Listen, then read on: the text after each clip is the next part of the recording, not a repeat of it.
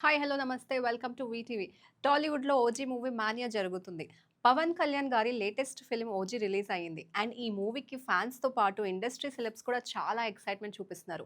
అలా super star Mahesh బాబుతో పాటు 'మనల్లుడులో' నటించిన అశోక్ గల్లా కూడా 'OG' movie first day first షోకి వెళ్ళాలి అని తన ఫిల్మ్ షూటింగ్‌ని కూడా క్యాన్సిల్ చేసుకొని డైరెక్టర్‌ని కన్విన్స్ చేసి మరి ఆ ఫిల్మ్ చూడ్డానికి వచ్చారంట. అశోక్ గల్లా తన సోషల్ మీడియాలో ఈ ప్రాసెస్‌ని షేర్ చేయడం కూడా జరిగింది.